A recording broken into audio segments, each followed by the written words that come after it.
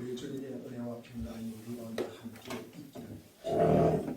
지난 주일에는 우리 이사야 42장의 말씀으로 믿음의 출발이라는 말씀을 전했습니다.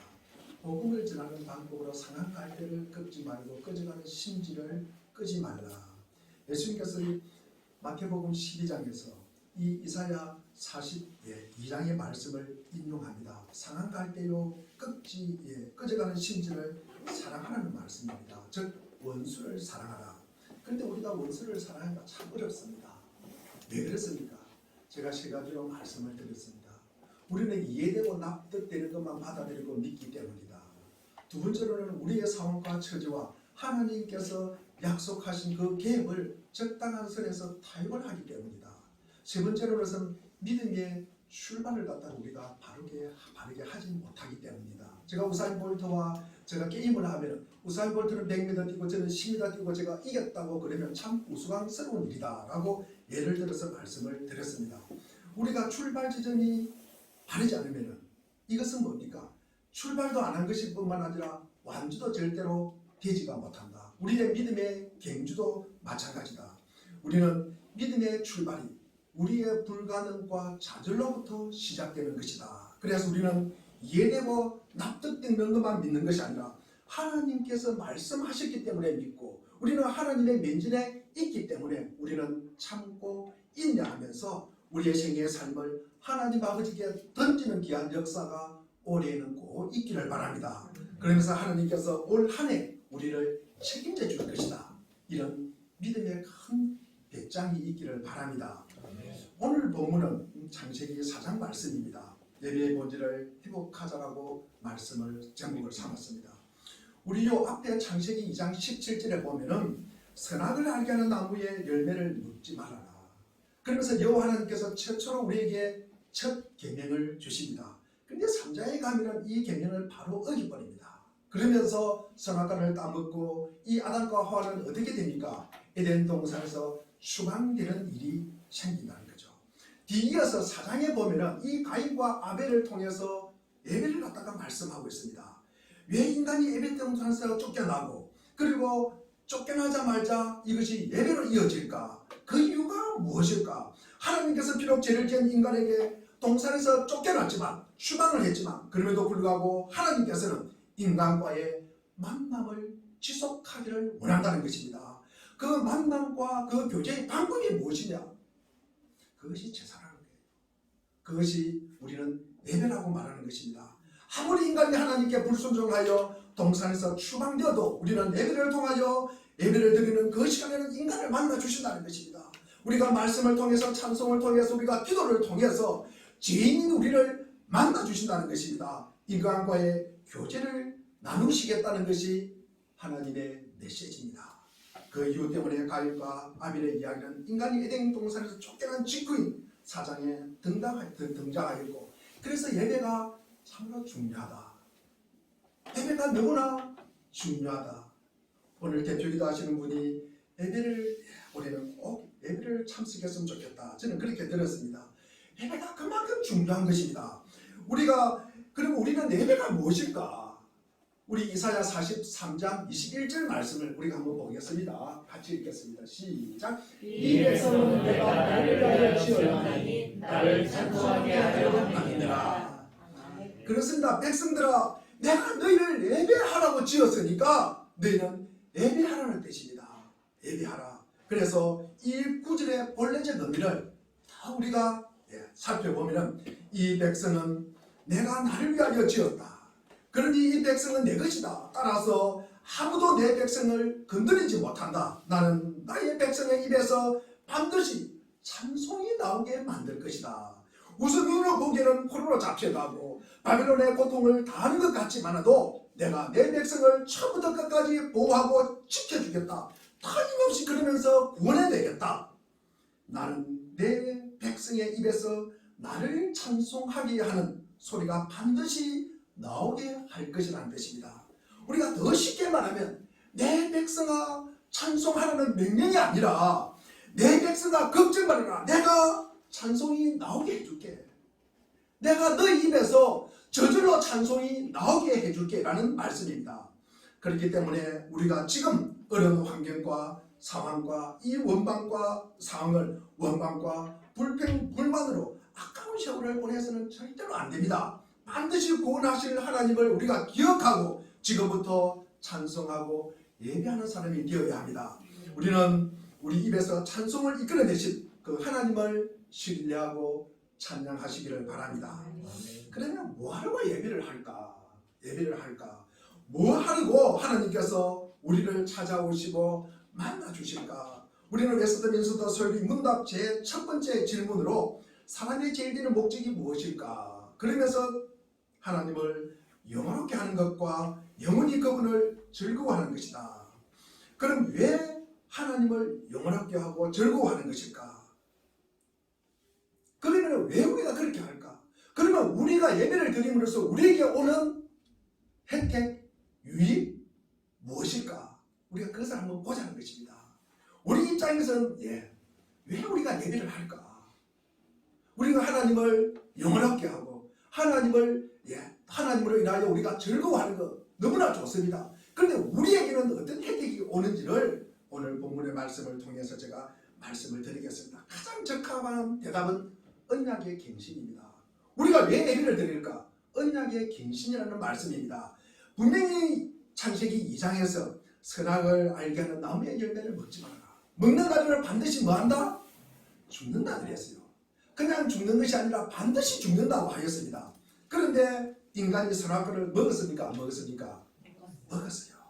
그리고 죽을 운명에 처했습니다. 죽을 판자에 처했다는 것이죠. 그런데 하나님께 돌아와 예배하며 살리겠다는 것입니다. 그게 바로 언약의 갱신입니다. 예배를 통한 언약의 갱신. 그래서 예배가 위대한 것입니다.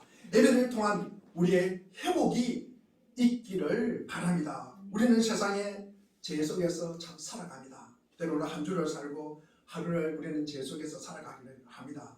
또 우리는 하나님의 존재와 거의 무관하게 또 우리가 살아갈 수도 있습니다. 우리는 하나님의 존재를 거의 의식하지 못하고 우리가 또 살아갈 수도 있습니다. 이런 삶은 우리가 뭐라고 이야기할 수 있다 그러면은 에덴 동산에서 추방된 삶이다.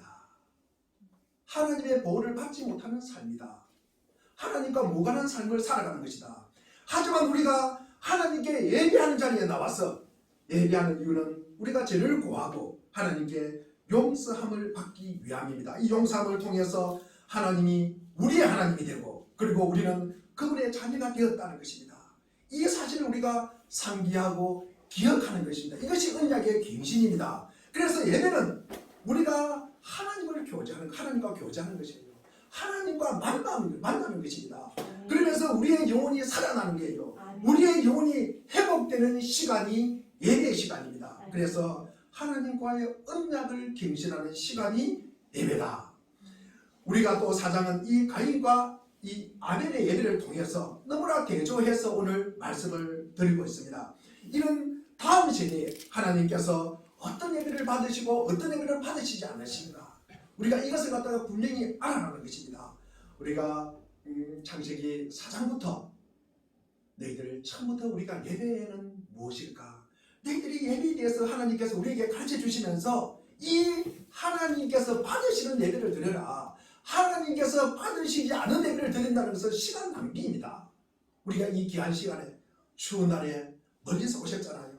그러면 이 예배를 통해서 우리가 회복과 치유와 그리고 하나님께서 공급해 주시는 생명과 자유를 갖다가 풍성하게 누리시기를 바랍니다. 이런 은혜가 예배를 통해서 꼭 있기를 바랍니다.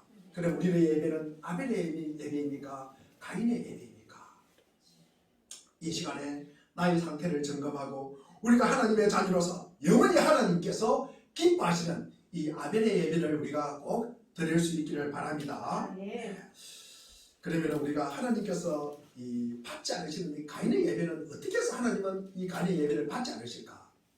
제가 세 가지로 제가 말씀을 드리겠습니다. 가인은 죄를 짓고도 회개하지 않은 채 예배 자리에 나왔습니다. 우리 오늘 5절 한번 읽어보겠습니다. 5절입니다. 시작. 가인과 그의 재물은 받지 아니하시니라. 가인이 몹시 눈하여 안식이 변하니. 그렇습니다. 사람에게 감정은요 가장 먼저 얼굴에서 드러납니다. 얼굴 색깔을 통해서 드러납니다. 그 얼굴을 보면은 거의 저분의 상태를 갖다가 아는 것입니다. 예배를 받기를 거절한 하나님을 향해서 지금 화를 내고 있는 가인의 모습을 보게 됩니다. 하나님의 예배를 받지 않다는 거니까 가인이 지금 화가 난 거예요. 얼굴 색깔이 확 바뀐 거예요. 창세기 4장 7절도 하나님은 너가 선을 행하였으면 어찌 낯을 들지를 못하느냐. 우리 이런 모습을 상상할 수 있지 않습니까? 우리가 하나님과의 관계에서 이 지금 예배를 드렸는데 하나님이 예배를 받지 않는다 그러니까 고기도 들지 못하고 화가 나가지고 지금 가인이 우락부락하고 있는 것입니다. 왜 내 예배를 갖다가 안 받느냐고. 본인의 잘못은 뒷전입니다. 왜 예배 안 받느냐고 하나님을 지금 나무라고 지금 하나님을 질책하고 있는 이 가인의 모습을 보게 됩니다. 하나님께서는 우리가 죄를 회개하는 예배는 몇만 번, 몇 천만 번이라도 받으시지만도 우리가 회개하는 자기 죄를 숨기는 예배, 자기 죄를 숨기고 이런 예배는 단 한 번도 받으시지 않는다는 것입니다. 받으시지 않는다. 가인은 아마 근사한 예물만 드리면, 내가 예물만 드리면은 아마 하나님께서 그 예배를 받으실 것이라고 아마 착각을 한 것 같습니다. 하지만 하나님은 이 가인의 죄를 숨기고 회개하지 않은 채 예배의 자리에 나온 것을 정확하게 얼굴에 쓰여 있으니까 알았다는 것입니다. 가인은 예물 뒤에 숨어서 자기 죄를 갖다가 숨겼습니다. 그의 죄를 재물 뒤에 숨길 수 있다고 아마 이 가인은 착각을 한 것 같습니다. 또 하나님은 이 가인이 죄를 갖다가 보지 못하고 내가 들고 온 이 재물만 하나님이 볼 것이다. 내 죄는 보지 못하고 이 들고 온 재물만 하나님께서 볼 것이라고 아마 착각을 한 것 같습니다. 그런 하나님을 재물의 누님은 탐욕꾼으로 아마 착각을 한 것 같습니다. 재물에 하나님의 시선이 머물러 있기 때문에 자신의 죄를 볼 시간이 아마 없을 것이라고 착각을 한 것 같습니다. 우리는 절대로 재물 뒤에 숨어서 안 됩니다. 하나님은 재물보다 우리를 갖다가 먼저 보십니다. 우리를 먼저 보셔요. 하나님은 재물보다 우리의 마음과 우리의 중심을 먼저 살피시고 그리고 그것을 참으로 귀하게 여기시는 하나님이십니다. 두 번째로 가인은 이 죄의 문제에서 자유롭지 못한 상태에서 예배를 드렸다. 우리 7절을 보면 오늘 7절 한 번 더 읽어보겠습니다. 7절 읽겠습니다. 시작.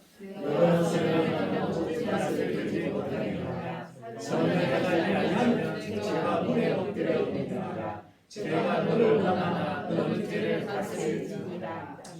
그렇습니다. 7절 하나님께서 제가 너를 원한다. 이게 지금 뭡니까? 가인과 제가 지금 서로 소통을 하고 있다는 말씀입니다. 그래서 제가 너를 원한다. 여기에 반응하는 가인입니다. 그래서 그것을 갖다가 지적합니다. 이것이 하나님께서 가인 속에 발견하는 가장 큰 문제라는 것입니다. 사람은 너무나 연약합니다. 사람은요 수시로 우리가 알게 모르게 죄 속에서 살아가고 죄를 또 짓기도 합니다. 하지만 더 심각한 문제는 죄를 갖다 우리가 회개하지 않는 것, 이것도 참 문제지만도 우리가 죄가 자신을 갖다가 사로잡고 있어요. 그런데도 자신을 망가뜨리고 있어요. 죄가. 그런데 이거 사실을 갖다가 우리가 수수방관한다는 거죠. 수수방관한다는 것입니다. 제가 제게 자신을 갖다가 내 맡기는 게요. 사탄마귀 오셔서 나를 갖다가 치즈 먹든지 볶아 먹든지 삶아 먹든지 쪄 먹든지 어떻게 하든지 요리를 하든지 그냥 내 맡겨버린 거예요. 그냥 방치를 한다는 말씀입니다. 방치를 한다. 우리가 죄를 짓기 위해서 회개한다는 말이 있습니다.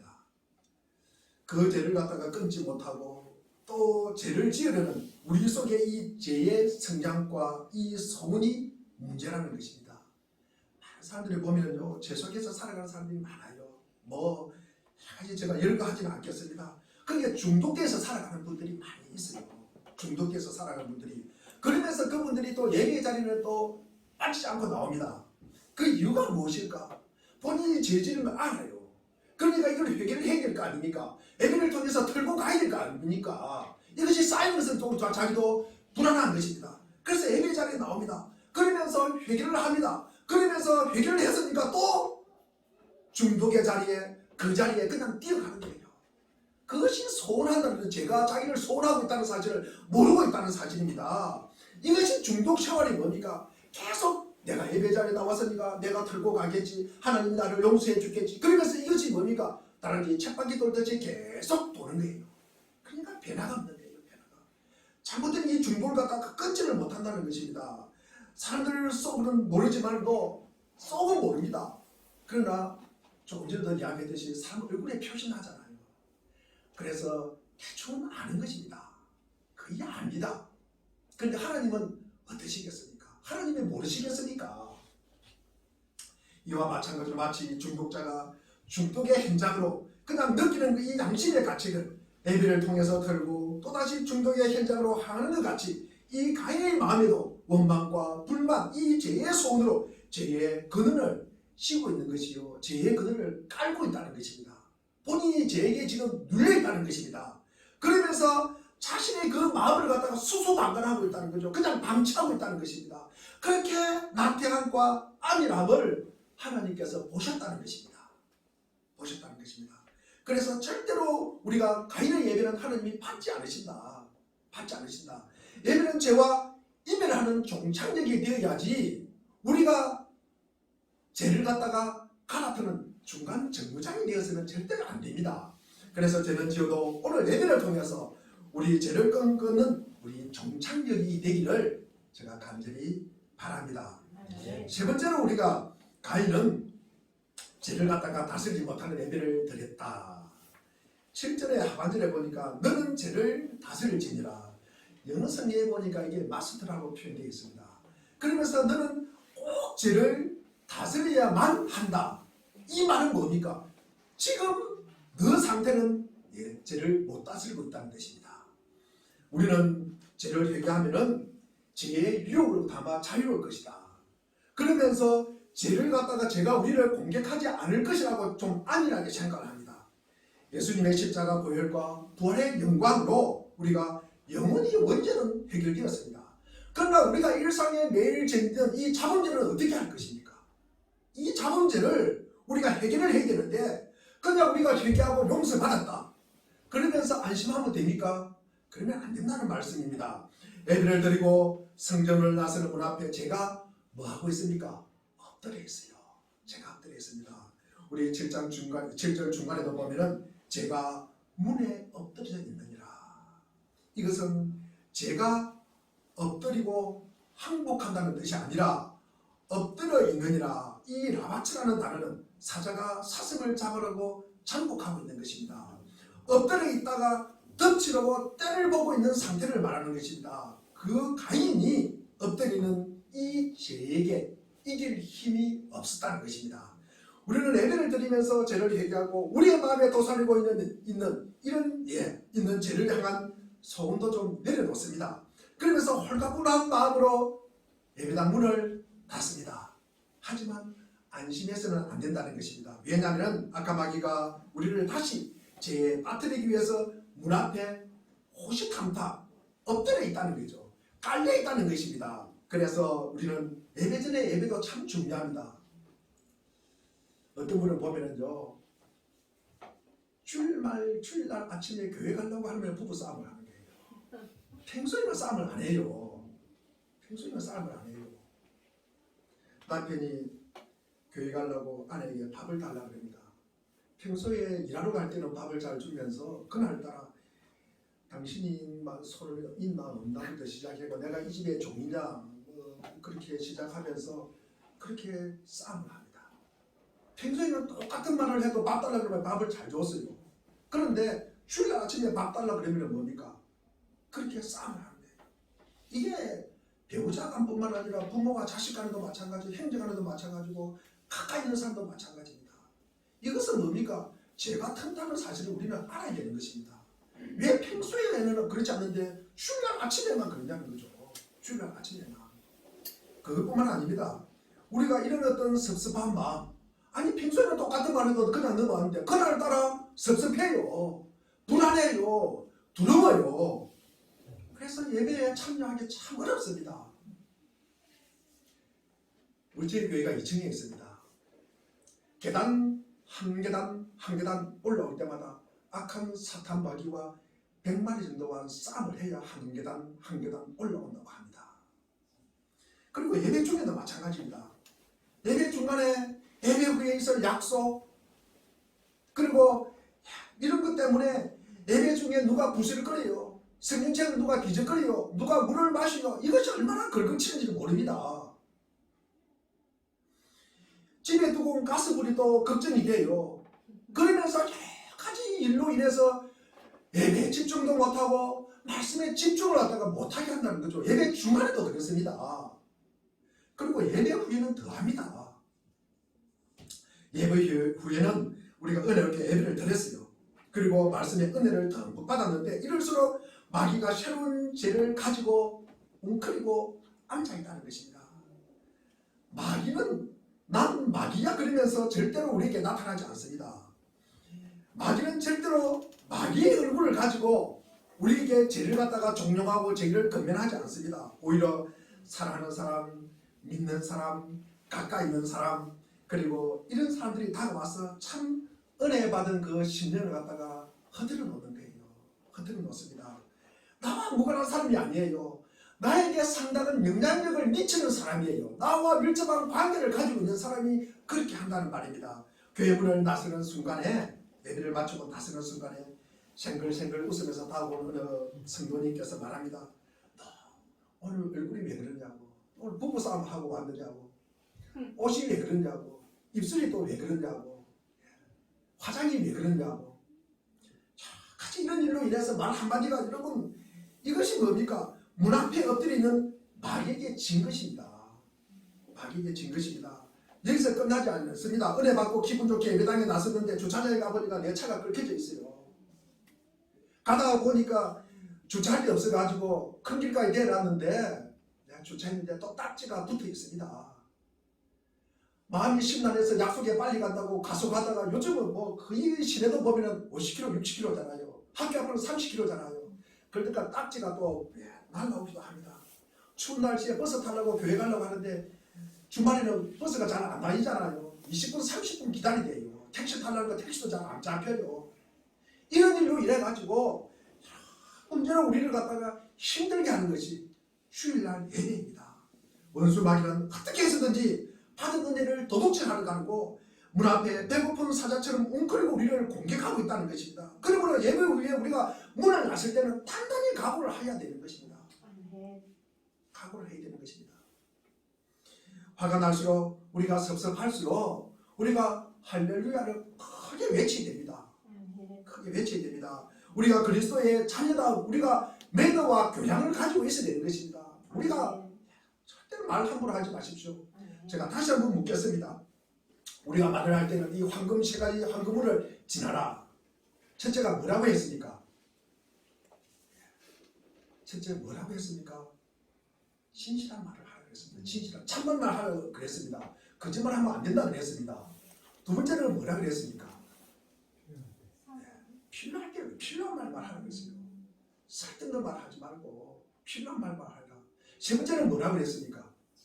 친절한 말을 하라고 그랬어요. 친절한 말. 이 말을 통해서 제가, 그리고 사탄이 왔다 갔다 합니다. 왔다 갔다 합니다. 이 사실을 우리가 늘 기억하시고 말을 늘 우리가 친절하게 하십시오. 우리가 말을 갖다가 끝을 갖다가 빨리 끝내면 안 됩니다. 끝을 갖다가 하였습니다. 절대 이렇게 하지 마십시오. 하였습니다. 끝을 갖다가 항상 좀 내리면서 길게 끊으십시오. 끊으십시오.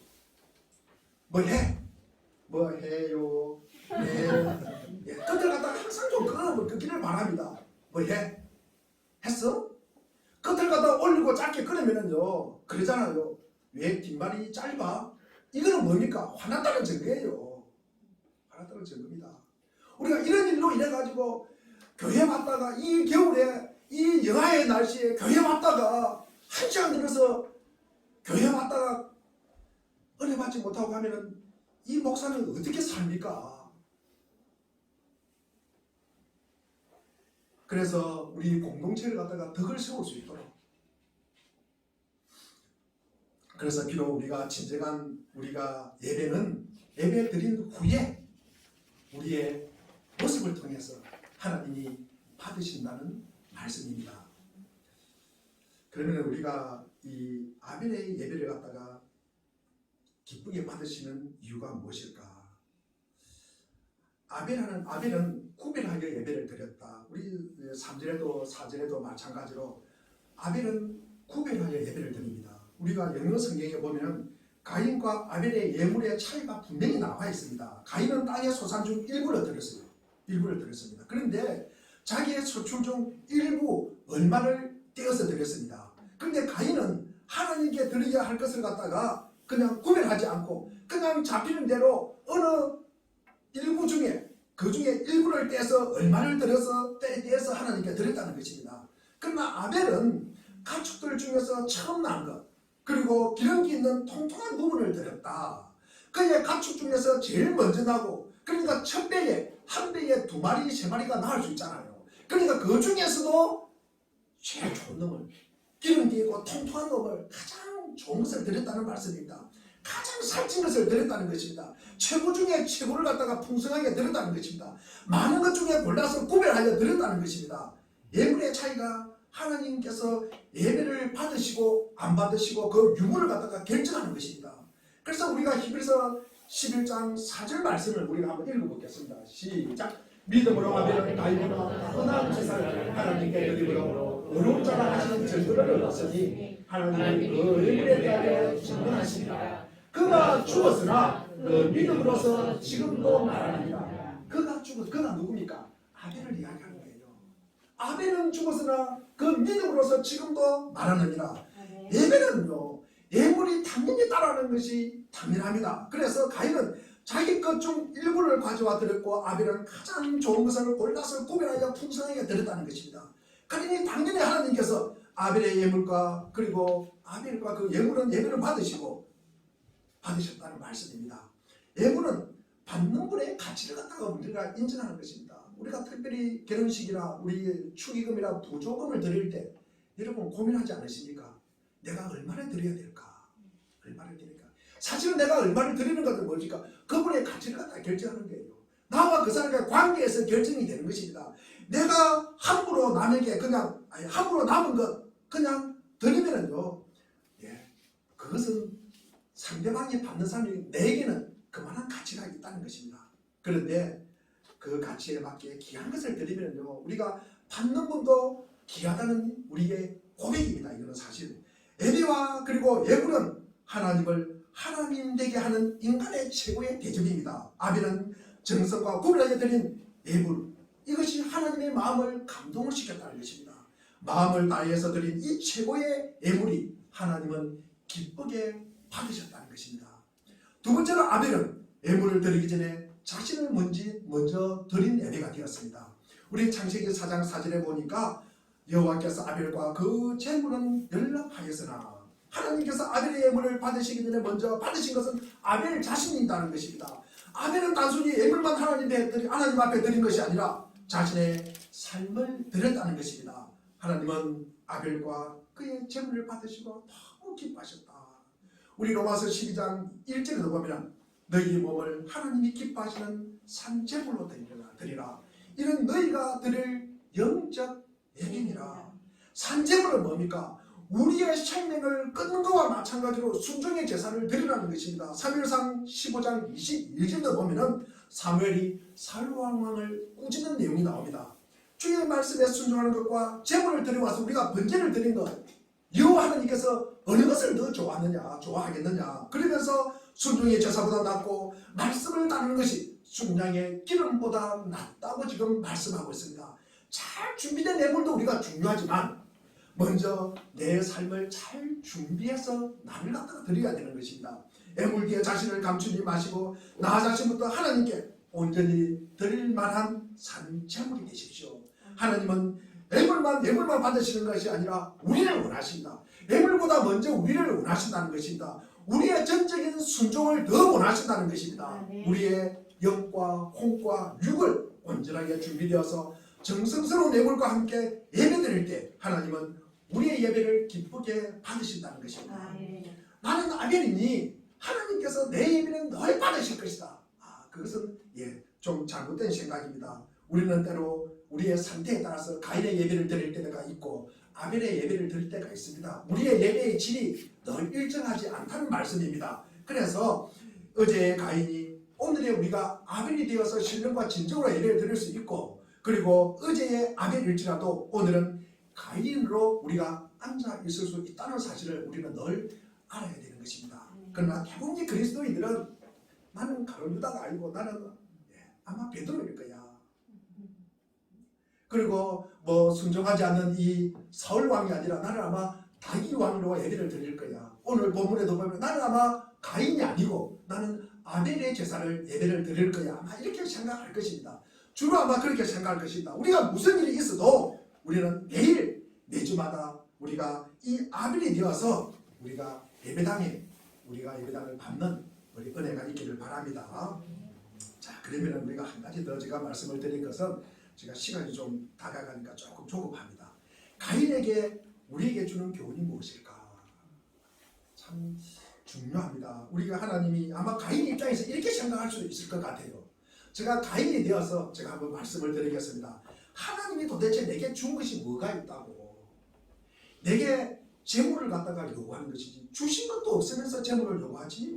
신이 나를 갖다가 자랑스러운 신의 행상으로 하나님이 나를 갖다가 좀 더 잘 만들고 좀 더 멋지게 만들고 좀 더 능력 있게 만들고 좀 더 지혜롭게 만들었으면은 나도 하나님을 좋은 신으로 인정할 것인데, 하나님은 그렇게 만들어 놓지 않고 나에게 재물을 요구한다, 나에게 믿음을 요구한다. 내가 보기에는 이 하나님은 우리 부모님 쫓아내고 그리고 우리 인간을 갖다가 버리잖아. 재물, 나의 순종을 요구하는 것 자체가 좀 어불성설이다. 이게 잘못된 거 아닌가? 하나님이 내게 준 것이라고는 저 동산에 있는 우리 부모님을 추방하고 땅을 척박하게 만들어서 은근키와 다시 덤불로 만들어 놓고, 그리고 처절하게 땀 흘려 고생해야 식물의 소산을 먹을 수 있고 내 삶을 고달프게 만들어 준 것뿐인데 내가 왜 소산물을 신에게 바쳐야 한단 말일까? 가인은 너무 억울하다고 생각하는 거예요. 억울하다. 가인은 여태껏 신에게 항의하진 않았습니다. 그러나 열심히 땀 흘려서 일했습니다. 흙밭에서 고생하는 것, 흙먼지 마시는 것, 덮어 쓰는 것 그냥 운명이라고 생각하고 받아들이려고 마음을 먹었습니다. 그러나 그가 거기까지 최선을 다한 것입니다. 자신의 수고로 거둔 소산을 들어야 하다니, 이 소산이 인간의 생존을 위한 것이지 신의 만족을 위한 것이라니, 이것은 하나님의 욕심이다. 이런 생각을 가인은 하실 수 있다. 또 가인은 하나님의 결과물이지만도 아벨에 비해서 상대적으로 나는 적게 받았다. 아벨에 비해서 적게 받았다. 왜? 성경은요, 이게 참 우리의 모습을 이야기하는 것 같아요. 비교를 많이 합니다. 우리 가인과 아벨만 비교하는 것이 아닙니다. 우리가 조금 나아가면 누가 있습니까? 또 뭐 에서와 야곱도 얼마나 행정안에 이렇게 갈등이 일어납니까?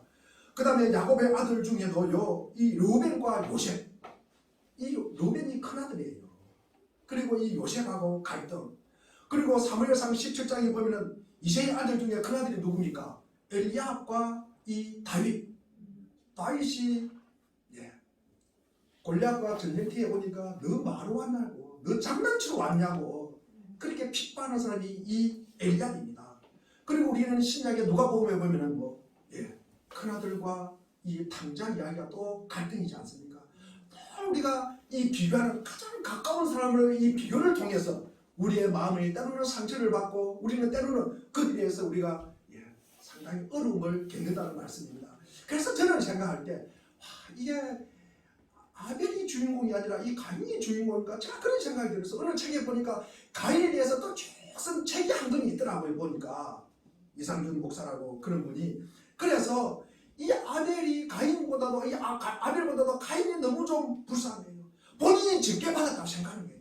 본인이 못났다고 생각하는 거예요. 본인의 동생에 비해서 나는 가진 것도 적고 나는 건강하지도 못하고 나는 거기에 비해서 지혜롭지도 못하고 나는 여러 가지도 불공평하다고 여기는 이 가인 입장입니다. 가인 입장이에요. 이 가인 입장에서 이 불공평하다고 생각하는 이 가인 입장에서 우리는 혜택 입은 사람에게 어떻게 행동을 해야 되는가? 그렇지 않는 사람에게서 어떻게 행동을 해야 되는가? 우리가 가인이라면 그 삶에 실망한 사람은 그에게 당연한 불만을 우리가 이걸 어떻게 넘어설 것인가? 이것이 문제예요. 우리가 가인이 예배 잘못 드리고 그냥 죽었다, 죄짓다, 여기서 우리가 끝나는 것이 아니라 이 가인이 어떻게 회복할 것인가? 우리가 이 부분을 우리가 곰곰이 생각해 보기를 바랍니다. 사람은 우리가 불행하기도 하고 실패 가운데도 있습니다. 그 와중에도 우리는 좋게 행동하기도 하고 나쁘게 행동을 합니다. 사람들이 말합니다. 그 모습을 보면서 저 사람은 올바르다, 저 사람은 틀리다, 저 사람은 현명하게 행동을 하고 저 사람은 어리석게 행동한다, 이렇게 아마 판단을 합니다. 그러나 이것은 우리가 앞날을 다시 침착하게 바라보기 위함입니다. 실은 우리가 실패할 수 있어요. 우리가 적게 가질 수 있습니다. 우리가 건강하지 않을 수 있습니다. 이것이 죄입니까? 그렇지는 않습니다. 우리가 이것을 갖다가 죄라고 생각하지는 않습니다. 우리가 이것은 죄가 아닙니다. 그런데 우리가 이런 어떤 죄라고 생각하는 이런 성급한 결정이나 잘못된 이 선택이 죄가 들어올 수 있는 문을 갖다가 확 열어버린다는 거죠. 본인이 내가 피곤하고 본인이 가난하고 본인이 못났다고 생각하는 그 순간에 뭡니까? 죄가 들어온다는 거죠. 그래서 이게 문제라는 것입니다. 우리가 깨달아야 할 것은 죄는 자신의 불행으로 인해서 이 불안하다고 하는 사람에게 덤벼들라고 기다리고 있다는 것입니다. 이 죄가. 거기는 죄가 탐타기 너무 쉽다는 거예요. 죄가 올라타기가 너무 쉽다는 것입니다. 이로 인해서 우리가 죄는 할 것을 우리가 하지 못하게 해요. 그러면서 하지 말아야 될 것을 갖다가 하게 하는 것이 죄라는 것입니다. 그러니까 불안하니까, 두려우니까 화를 내고 죄 속에 그냥 뛰어들어가는 것입니다. 그러면서 우리가 아벨에게 우리에게 주는 교훈은 무엇일까? 우리가 받으셨다, 연락하셨다는 이 샤라는 단어는 우리가 이중적인 의미가 있습니다. 우리가 기쁘게 받다는 의미도 있고 응시하고 지켜주고 돌봐준다는 말이 있습니다. 아마 제가 오늘 본문에 읽질 않았지만도 아마 이 말씀을 딱 듣는 순간에 아벨이 우리 8절에 보면은 아니 형님들 들에서 맞아 죽었는데 예배 잘 드리고 맞아 죽었는데 아니 아벨의 삶을 갖다가 우리가 하나님이 돌봐주셨을까? 아마 의문을 가질 것입니다. 왜 그랬을까? 참 저도 상당히 의문이 듭니다. 왜 그랬을까? 제가 참 책을 뒤적거리고 그리고 여러 가지 기도를 하면서 이 말씀을 갖다가 제가 찾아봤습니다. 그런데 우리가 8절에 보면은 들에서 이렇게 형이 가인이 동생 아벨을 갖다가 쳐 죽인 최초의 살인 사건이 났어요. 예배 후에 일어났습니다. 예배 잘 드리는 이 아벨이 죽었어요. 우리는 이 말씀을 통해서 하나님께서 아벨을 통해서 경명히 기억될 샘플이 되고 모범이 되는 이 예배를 갖다가 세우시고 싶었던 것입니다. 이것은 예배를 세우기 위한 이 아벨의 특별한 사명입니다. 아벨의 특별한 사명입니다.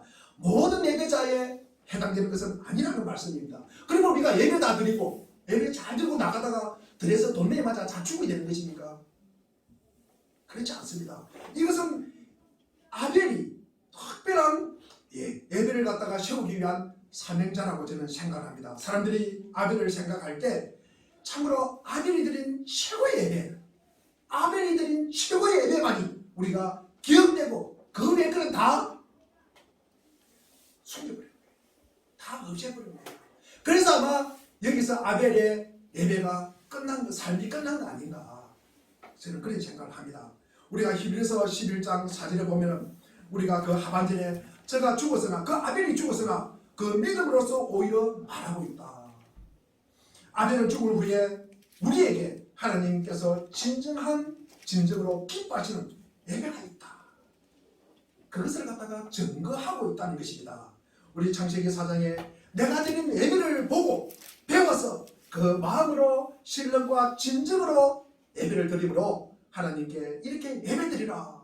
이렇게 아벨이 오늘도 우리에게 외치고 있는 것 같습니다. 그렇기 때문에 저와 여러분 예배 앞에서만큼은 우리가 언제나 아벨의 예배를 드릴 수 있기를 바랍니다. 아멘. 우리가 예배하는 이유는 하나님이 살아계시기 때문에 예배하는 것입니다. 아멘. 내 속에서 지금도 살아계시고 역사하기 때문에 우리가 예배드리는 것입니다. 아멘. 그 일을 반드시 우리를 통해서 이루실 것이라고 믿기 때문에 예배를 드리는 것입니다. 아멘. 그러므로 지금 나의 상황이 어떠든 우리는 하나님께 기쁨으로 예배드릴 수 있어야 합니다. 여호와 하나님이 원하시는 한 가지는 우리가 책임감 때문에, 우리가 의무감 때문에 예배하는 것이 아니라 바로 있는 그대로 우리 자신을 드리는 것입니다. 아멘. 그것을 숨기지 않고 고백할 수 있으면 괜찮습니다. 숨기고 넘어가면 안 됩니다. 우리는 아프면 아프다고 이야기하고 힘들면 힘들다고 이야기하고, 그리고 우리는 뭡니까? 도와달라고 우리는 고백해야 되는 것입니다. 아멘. 이것을 우리가 숨기면 안 된다는 것입니다. 아멘. 아벨이 드린 예배가 이것입니다. 우리가 비교하지 말고, 그리고 꾸미지 말고, 억지로 우리가 잘 보려고 하지 말고, 있는 모습 그대로의 삶을 주님 앞에 드리는 것입니다. 아멘. 주님 앞에 던지는 것입니다. 아멘. 이 믿고 던지는 것입니다. 아멘. 전적으로 맡기고 순종하면서 던지는 것입니다. 네. 나의 소중한 생명을 드립니다. 아무 소망 없던 내게 오셔서 모든 소망이 되어주신 당신께 내가 가진 것을 드립니다. 나의 이 소중한 생명을 버리는 것이 아니라 바치는 것입니다. 내가 빈들에서 버려진 인생이 아니라 당신을 찬양하는데 바치진 인생이 될 것입니다. 아벨이 생명과 바꾸어드린 이 예배의 본질이 우리의 삶에서 회복되기를